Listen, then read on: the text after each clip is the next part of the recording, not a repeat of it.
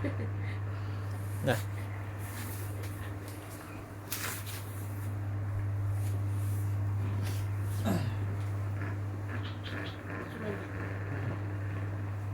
Nyarah ya tapi. nyari kipas angin kayaknya. Hati ira. Nyaman itu. Gendong kurang aja nih.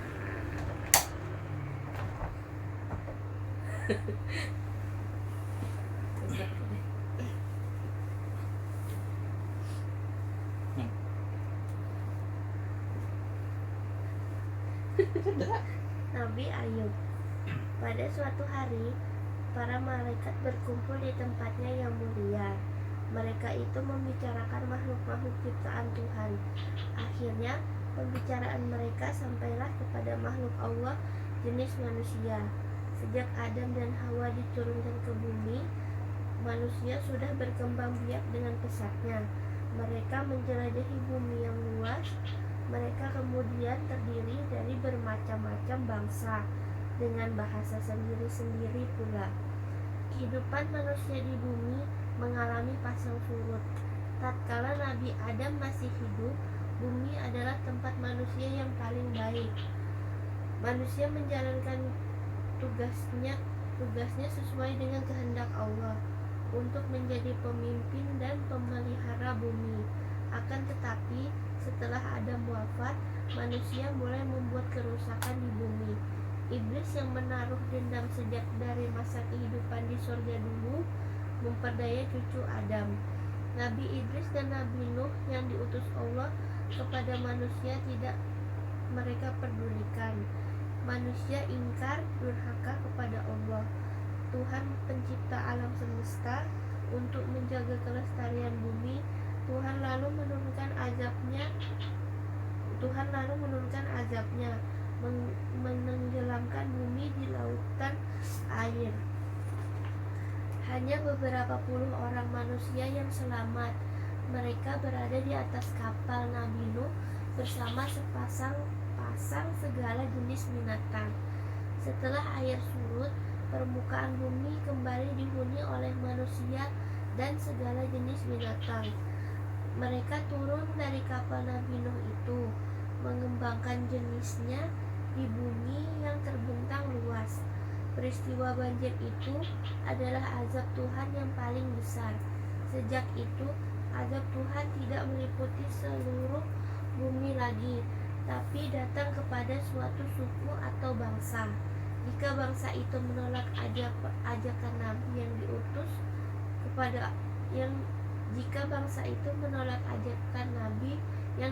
kepada mereka. Itulah sejarah singkat manusia. Sampai pada saat terjadinya pembicaraan malaikat tersebut di atas. Aku tidak melihat manusia lain sebaik Ayub, kata salah seorang malaikat itu. Benar, Ayublah manusia yang paling baik di bumi dewasa ini, seru malaikat lainnya. Ibadahnya tidak pernah terlambat. Ibadahnya tidak pernah terlambat. Keimanannya paling tinggi pula. Harta kekayaannya, anak-anaknya yang banyak tidak menjadikan ia tinggi hati, malah semakin meningkatkan ibadah dan imannya kepada Allah. Saya juga sependapat. Ayublah orang yang paling mulia di bumi dewasa ini. Sebagian harta kekayaannya selalu disisihkan bagi fakir miskin. Tangannya selalu terulur kepada orang-orang yang membutuhkan pertolongan, kata malaikat lainnya. Aku juga melihat hari-hari kehidupannya seluruhnya terisi penuh dengan ibadah. Ia selalu sujud kepada Allah serta mensyukuri segala karunia yang dilimpahkan kepadanya, sambung malaikat lainnya. Akhirnya semua malaikat itu sependapat bahwa Ayub adalah manusia yang paling baik di bumi saat itu. Percakapan para malaikat itu didengar oleh iblis. Iblis tentu saja tidak senang kalau ada manusia yang hidup seperti Ayub itu, sebab hal itu akan berarti kekalahan baginya. Bagaimanapun, ia harus membalaskan dendam sakit hatinya kepada manusia. Itu merupakan sumpahnya di hadapan Tuhan, Adam, dan para malaikat ketika masih di surga dulu. Iblis selalu mencari akal, bagaimana caranya untuk menghancurkan Ayub itu. Ayub seorang nabi dengan keimanan yang sangat teguh, tidak mungkin menggodanya. Ia memeras otak. Akhirnya ia menemukan suatu akal yang ia anggap sangat jitu. Terlebih dahulu iblis datang ke tempat Ayub. Iblis sangat panas hatinya melihat keadaan Ayub. Ia seorang yang sangat bahagia, tekun beribadah, mulutnya tidak pernah berhenti bertasbih, menyebut dan memuja Allah. Selain menikmati kebahagiaan rohani, Ayub juga bergelimangan dalam kenikmatan duniawi.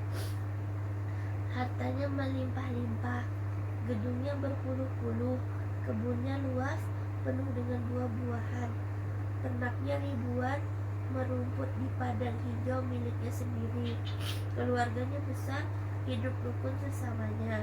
Semua kenikmatan dan kebahagiaan dunia itu tidaklah membuat Nabi Ayub lupa daratan.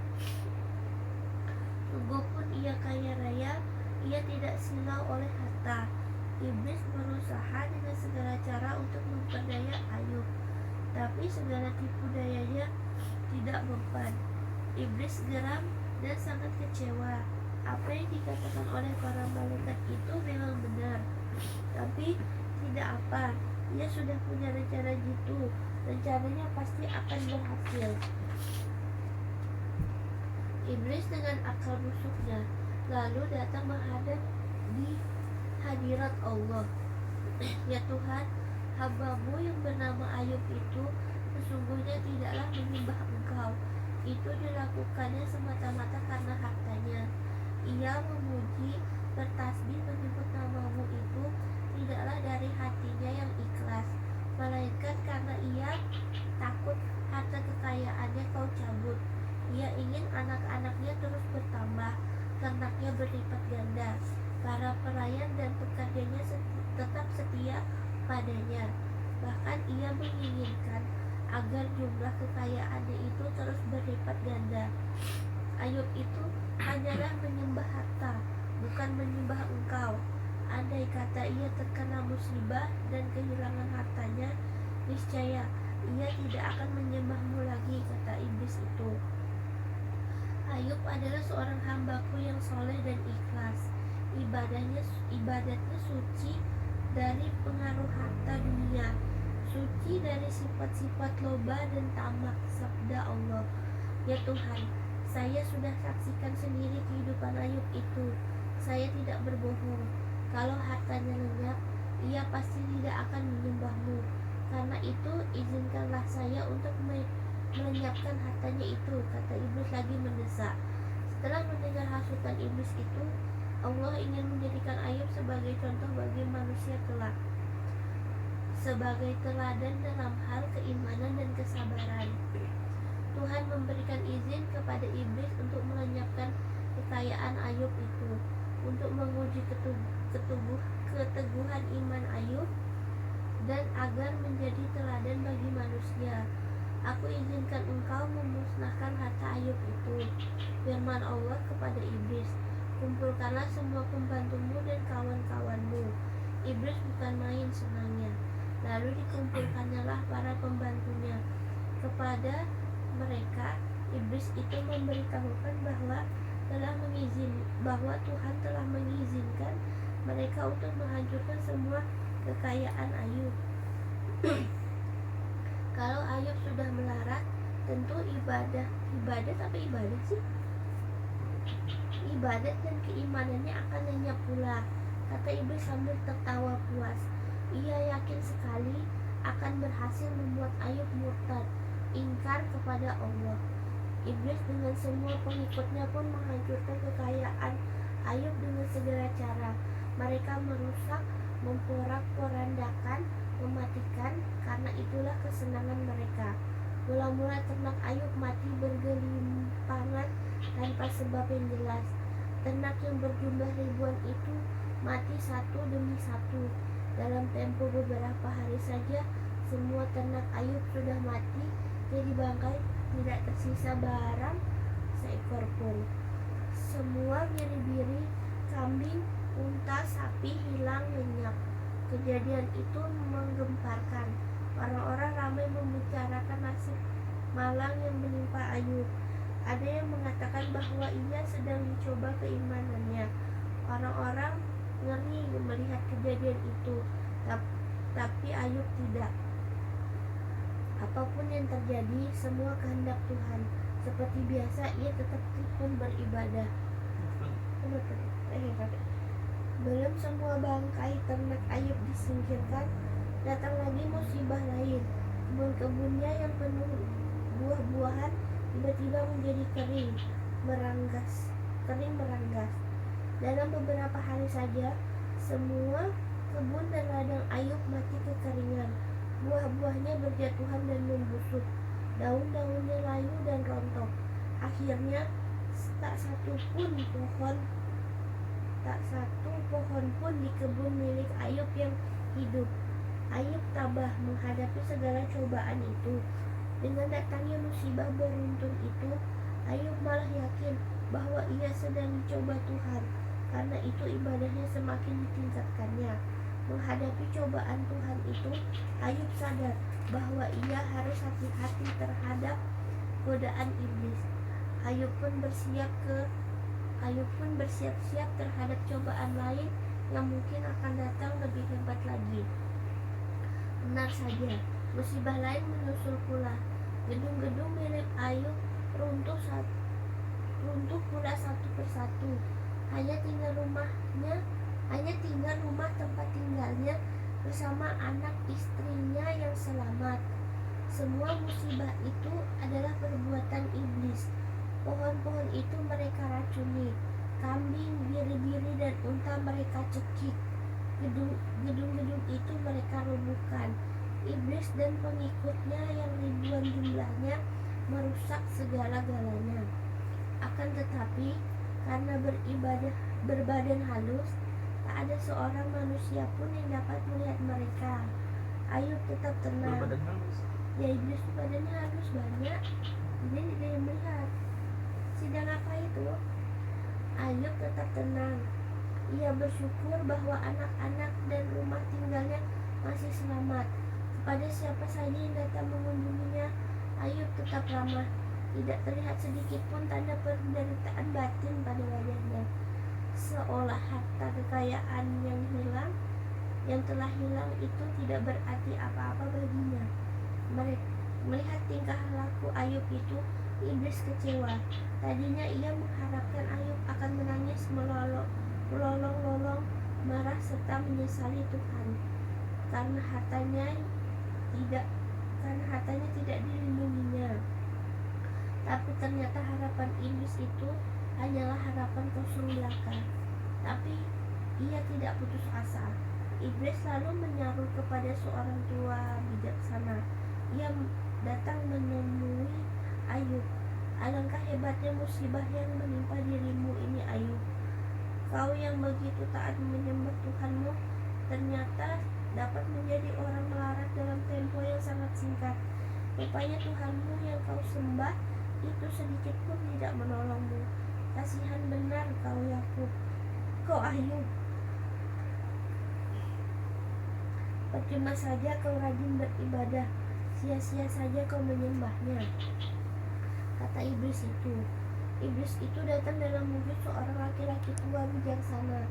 Suaranya merdu, wajahnya pun ramah sekali. Iblis Menyerupai kata-katanya akan mengikat setiap orang yang mendengarnya. Ayub mendengar kata-kata iblis itu dengan seksama, tapi sedikit pun ia tidak terpengaruh. Mukanya tetap berseri-seri. Saya dengar orang-orang mengatakan kau beribadah itu tidak ikhlas. Ada pula yang mengatakan bahwa Tuhanmu itu omong kosong belaka. Sebab seandainya Tuhanmu itu maha kuasa, tentu ia berhasil menyelamatkan hartamu. Ada pula yang berpendapat bahwa engkau dimarahi Tuhanmu karena engkau beribadah itu tidak dengan hati yang bersih. Tapi ketahuilah Ayub, Apapun kata orang, aku sangat bersimpati padamu, kata iblis itu, terus ingin mempengaruhi Ayub. Saya tidak sedih, tidak menyesali lenyapnya semua harta kekayaanku, karena semuanya itu adalah milik Allah, Tuhanku yang aku sembah. Jika semua kekayaan itu kembali diambilnya, saya pun mengucapkan syukur, karena saya telah sempat menikmati karunia-Nya. Tuhanku maha mengetahui, jawab Ayub tanpa ragu. Jadi kau tidak menyesal, tidak sedih. Iblis itu sangat kecewa. Tidak, semuanya datang dari Allah, semuanya kembali kepadanya. Iblis sangat kecewa, marah dan kesal. Ia pun cepat berlalu meninggalkan Ayub. Kekecewaan itu tidak membuat iblis putus asa. Usaha apapun akan dijalankannya untuk membuat Nabi Ayub sesat. Itu sudah sumpahnya sesaat setelah Allah selesai menciptakan Adam, moyang semua manusia. Iblis berpikir, kalau harta tidak mempengaruhi Ayub, tentu lain dengan keluarganya. Ia akan menyesatkan Ayub dengan cara menghancurkan keluarganya yang hidup rukun itu. Sekali ini, iblis yakin dengan usahanya pasti berhasil. Dengan pikiran busuknya seperti itu, pergilah iblis menghadap ke hadirat Allah. Ya Tuhan, Ayub tidak terpengaruh oleh hasutanku, karena baru hartanya yang aku binasakan. Coba kalau anak-anaknya yang aku hancurkan, seperti aku menghancurkan hartanya itu. Ayub masih tabah karena ia yakin anak-anaknya itu dapat menjadi sandaran hidupnya. Kalau Tuhan mengizinkan saya menghancurkan keluarganya, Ayub pasti tidak akan menyembahmu lagi, kata iblis mengajukan gagasan barunya.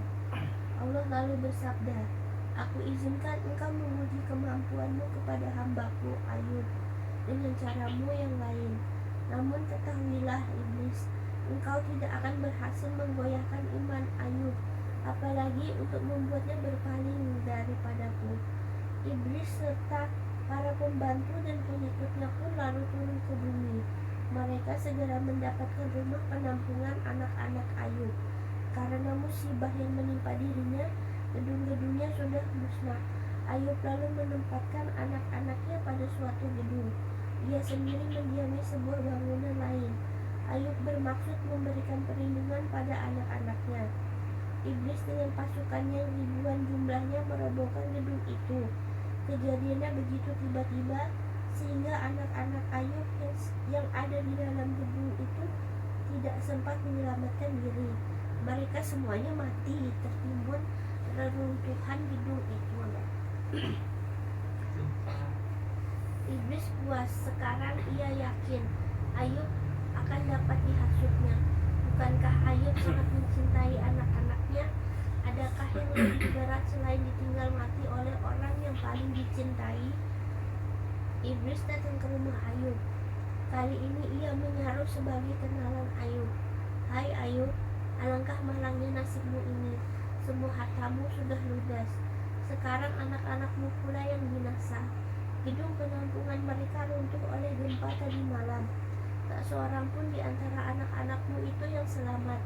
Rupanya Tuhan benar-benar menjauhkan dirinya daripadamu, kata iblis itu memasukkan jarum hasutannya. Setelah menyaksikan dengan mata kepala sendiri gedung penampungan anak-anaknya itu runtuh, Ayub pun menangislah. Iblis sudah mulai senang. Ia mengira Ayub tentu akan terhanyut oleh perasaan dukanya. Dalam keadaan seperti itu, Ayub akan mudah dihasut mengingkari Allah. Akan tetapi, lagi-lagi iblis harus kecewa. Dalam tangisnya, Ayub yang soleh itu malah mengucapkan kata-kata pujian kepada Tuhannya. Allah Tuhanku yang memberi, Dia pula lah yang mengambil kembali. Segala puja dan puji baginya. Iblis benar-benar jengkel. Segala usahanya selalu gagal memperdayakan Ayub. Dengan amarah yang berkobar, ia tinggalkan rumah Ayub. Tidak membuang-buang waktu, iblis itu segera menghadap ke hadirat Allah. Ya Tuhan, Sekarang baru aku tahu rupanya Ayub itu benar-benar seorang manusia yang hanya mementingkan diri sendiri. Baginya hanya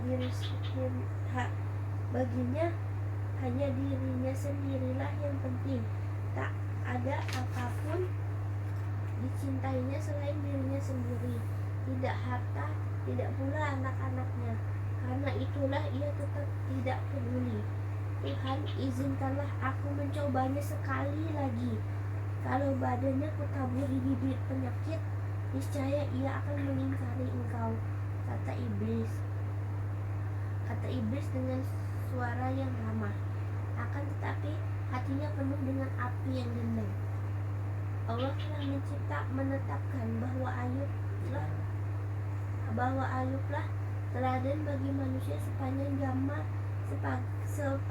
zaman dalam hal keteguhan iman, keteguhan beribadah, serta kesabaran. Karena itu kepada iblis diberikannya kesempatan lagi untuk menguji Ayub. Kepada iblis Tuhan membuktikan bahwa manusia adalah makhluk yang paling mulia di bumi. Hanya orang-orang yang imannya lemahlah yang dapat diperdaya oleh iblis. Allah lalu bersabda kepada iblis, boleh engkau coba sekali lagi agar engkau tahu, sesungguhnya engkau tidak berhasil memperdaya manusia yang imannya teguh. Mendapat izin dari Tuhan itu, iblis bukan main senangnya. Ia yakin sekali kalau Ayub sudah sakit parah, sudah kurus kering, imannya pun akan buyar. Maka diperintahkanlah anak buahnya menaburkan baksil-baksil bermacam-macam penyakit ke sekujur tubuh Ayub, sejak dari kepala sampai ujung kaki. Baksil-baksil itu segera bekerja menggerogoti badan Ayub. Ayub yang tadinya selalu sehat, tiba-tiba diserang berbagai penyakit. Seluruh persendian tulangnya serasa remuk. Badannya panas dan terkadang menggigil kedinginan. Lalu dadanya terasa sakit, disusul batuk-batuk yang mengeluarkan darah. Kemudian semua kulitnya dipenuhi bintik-bintik merah yang berubah menjadi koreng yang menjijikkan. Nabi Ayub sekarang kurus kering, matanya cekung, batuk tiada henti-henti, seluruh badannya benar-benar diserbu berbagai penyakit yang sulit untuk diceritakan. Penyakit korengnya menimbulkan bau yang tidak enak. Melihat keadaannya seperti itu, semua orang menjauhi Ayub. Orang takut kalau penyakit Ayub itu menular. Ayub yang tadinya begitu mulia dan kaya itu sekarang menjadi orang hina, penuh penyakitan, tersisih dari pergaulan. Hanya istrinya saja yang setia. Istrinya itulah satu-satunya manusia yang masih menaruh perhatian padanya di dunia ini. Selagi Ayub menanggung segala penderitaan akibat berbagai penyakit itu, iblis selalu memperhatikan dari dekat. Iblis sangat kecewa, sebab biar bagaimanapun derita penyakit yang ditanggungnya, Ayub tetap melakukan ibadahnya. Ia tetap memohon pengampunan dan perlindungan dari Allah. Ayub tidak pernah mengeluh, tidak pernah menyatakan rasa sakit. Ia hanya menyebut nama Allah. Kepada istrinya pun ia tidak menceritakan betapa menderitanya ia oleh penyakit yang menggerogoti tubuhnya. Ketabahan hati Ayub menahan segala penderitaan serta kesabarannya menerima segala musibah membuat iblis benar-benar putus asa. Tak tahu lagi apa yang harus dikatakannya kepada Allah. Malu juga ia rasanya. Setiap kali ia minta izin, setiap kali ia memperolehnya, tapi tidak pernah berhasil.